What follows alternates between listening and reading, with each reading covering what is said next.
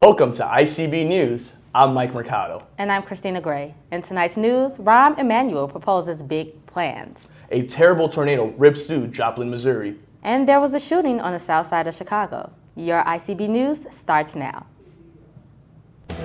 Channel 4 WICB News starts now. A duck family is still alive after two Good Samaritans helped them. Chicago Mayor Rahm Emanuel revealed today that he has offered City Hall Labor Union a choice to either agree to a deal that would save $20 million through work rule changes or face 625 layoffs. Labor leaders will take 10 days to 2 weeks to put together their own counteroffer. With summer in full effect, many parents and children will be roaming local parks and occasionally have to use the washroom. But would they hold it in or use the porta johns provided by the park district? Recent surveys show that only 1 of 6 would use them due to the unsanitary conditions of the booths. The Illinois Center for Broadcasting investigated this situation and contacted local citizens about the situation and the porta johns. There's another facility, a bathroom facility in the park area that I use more often. It's got a sink to wash your hands. It's got a hand dryer to dry your hands. When ICB investigated further, the service records showed it had been cleaned, but when closer inspected, there was no hand sanitizer, mud on the floor, and the seat was covered in waste, which has caused many local citizens to be upset with the condition and where their tax dollars are going. A woman in her late 70s was removed from her Cicero home Monday after firefighters discovered more than 70 cats, including a dozen that were dead. They were found inside and outside of the residence, town officials said. Firefighters went to the home in the 1800 block of 57th Avenue to conduct a well-being check about noon and found the cats and the women living in unsanitary and unhealthy conditions. 2 people are charged in connection with a shooting death of a man who reportedly solicited prostitution services on Craigslist. The suspects are 26-year-old Timothy Smith and 20-year-old Kimberly Smith of Woodstock, Illinois. Police were called to their home of the 5300 block of Doty Road late last night. Officers say they found 48-year-old Kurt Milliman inside the house with a gunshot wound. Investigators say he responded to a Craigslist ad and the altercation followed and he was shot. Timothy Smith faces several charges including first-degree murder, obstructing justice, and soliciting prostitution. Kimberly Smith is charged with obstructing justice, disorderly conduct, and prostitution. Last night's storms dealt widespread damage across the Chicagoland area, canceling around 350 flights at O'Hare and delaying many more. Stranded travelers spent the night on cots throughout O'Hare last night, yet were woken several times through the night as gale force winds forced O'Hare's control tower to be briefly evacuated. The wind damaged the main parking structure and tore the roof off the FedEx facility in the airport's cargo area. Arrivals and departures are slowly returning to normal, but many flights are still being canceled. In Illinois, and unemployment rates are as high as they have ever been. Jurors in former Governor Rod Blagojevich's trial still have not reached a verdict after the 7th day of deliberations. Due to the length of the trial, it is expected for the verdict to take this long, but there has been no indication on where the jurors currently stand. They have been predominantly hidden away from the media during this time, but have been seen eating lunch in the cafeteria throughout the week. Blagojevich faces 20 counts of corruption but denies his guilt on all accounts. The Chicagoland area was hit hard with a tremendous rainfall Sunday night, causing the 2600 block of West Albine and Rogers Park area to see quite a bit of flooding. Some local residents without sump pumps were standing in water inches to feet deep. The northwest suburbs were flooded just as badly that night, if not worse. Retention ponds were overflowing and turning public parks into partially submerged playgrounds. Hanover Park President Maurice Parnell said the excessive flooding could be attributed to the village's inadequate sewer system. Channel 4 WICB News, Lombard's finest news source for stocks, sports, weather, and local and national news.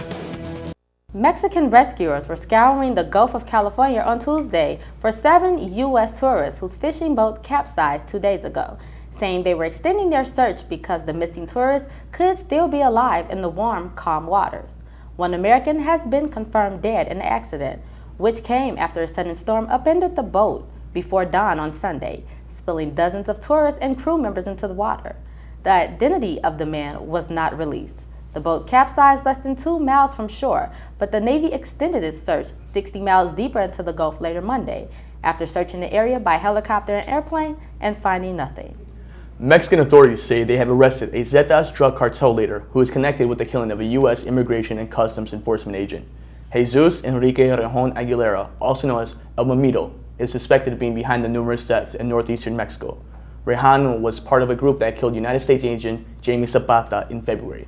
Zapata was killed and another injured when they were ambushed on a highway in San Luis Potosi as they traveled from Monterrey to Mexico City. The U.S. Drug Enforcement Administration had offered a $5 million reward for information leading to Rejano's arrest. 3 people were hurt when a plane caught fire while landing in Atlanta. The Delta jet from Pittsburgh blew a tire while landing, and that caught the engine on fire. Passengers used the emergency slides and stairs to escape the flames and evacuated the plane. Fire crews dealt with the flames. No one suffered any life-threatening injuries. Delta and investigators still aren't sure what exactly caused the tire to blow. The event is still under full investigation.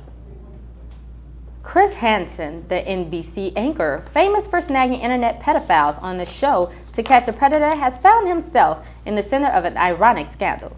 Hansen, 51, has allegedly been having an affair with Kristen Cadell, a 30-year-old TV reporter from Florida.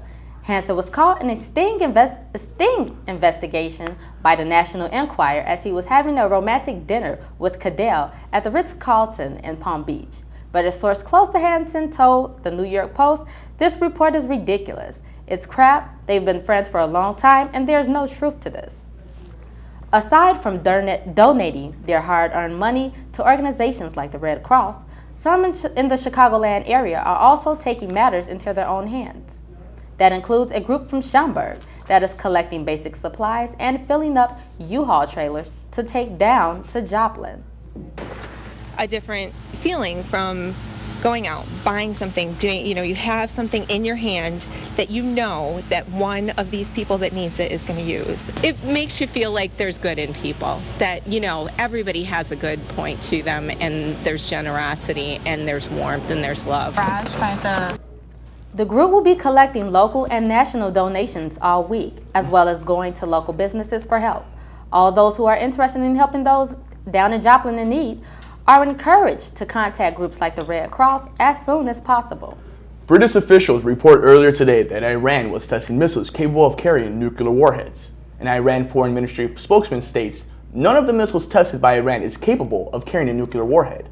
Iran, who has bumped heads with the United States over their nuclear program, is carrying out a 10-day military exercise in an attempt to show Israel and the United States the strength of the country. One of 2 portable versions of the Vietnam Memorial Wall is in southwest New Lenox through Memorial Day weekend. It's known as the Vietnam Moving Wall, and it arrived Thursday at Tom Hardong American League Post, escorted by police, firefighters, and veterans. Tom Hardong was the first resident of New Lenox who was killed in Vietnam. The moving wall is 252 feet long, 4 feet tall, and it lists the names of all those American service personnel who lost their lives in the war. A closing ceremony will be held at 7 o'clock in the evening on Monday. A Michigan couple said they were horrified when they found a dead, disemboweled mouse in their bag of Dole salad.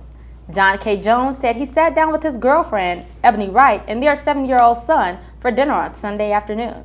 He was shocked to find the gruesome rodent buried in the salad. The couple said they both then called Kroger and Dole where it was purchased. Both companies were offered a refund, but the couple is not satisfied with that.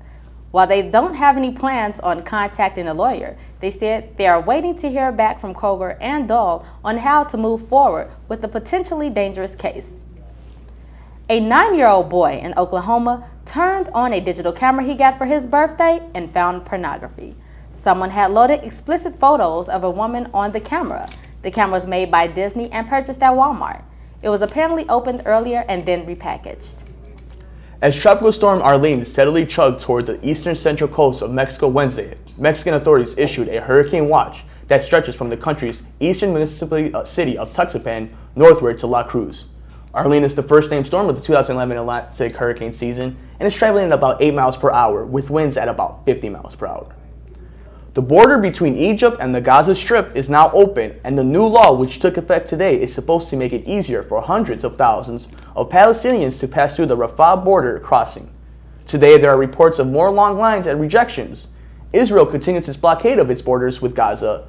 With Egypt opening the border on its side, Israel fears militias will be able to freely move in and out of the Gaza Strip. Ever since the removal of Egyptian President Hosni Mubarak, the new regime of Egypt has said it will ease the blockade to improve relations with the Palestinians. An ash cloud from a Chilean volcano is disrupting air travel in Australia and New Zealand. Volcano ash from the eruption of the Payayu Cordancalu volcano in Chile continues to cause flight disruptions to the Qantas network, the airline said in a statement. The June 4th eruption of the volcano in the Chilean Andes mountain sent looms of smoke more than 6 miles into the air.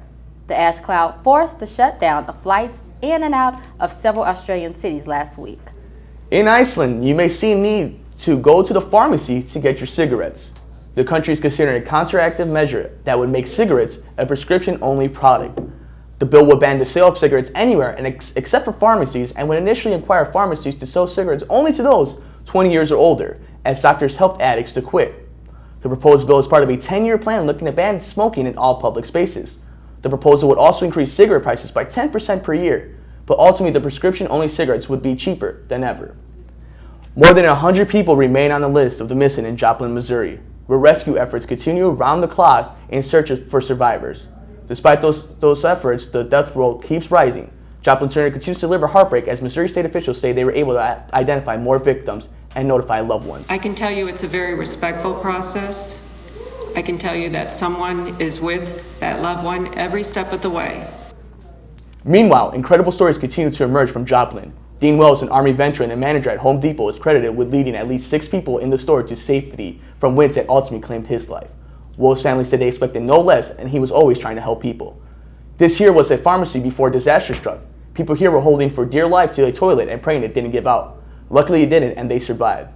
On Sunday, President Obama will come to Joplin to see the damage and meet with officials as well as those affected by the tornado. The death toll from Joplin storm is the largest from any single tornado record-keeping began in the 1950s.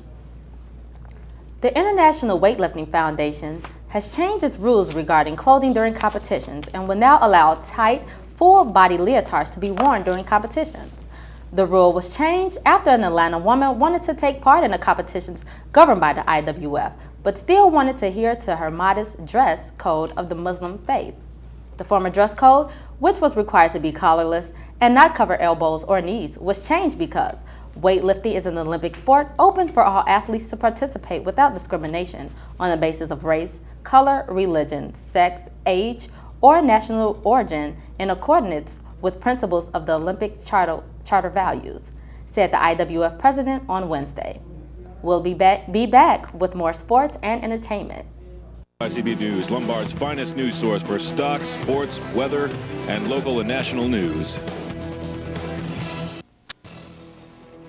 Channel 4 WICB News, Lombard's finest news source for stocks, sports, weather, and local and national news. If you ever wonder what your pets are doing when you're not around, they are apparently changing species or doing a darn good job. In Downers Grove, Illinois, Jonathan Fallon caught his cat barking like a dog for a couple minutes until he realized he was caught on camera. There is a YouTube sensation ready to happen. Yes, it is. For everybody at ICB News, I'm Mike Mercado. And I'm Christina Gray. Thanks for tuning in. Same time, same place tomorrow.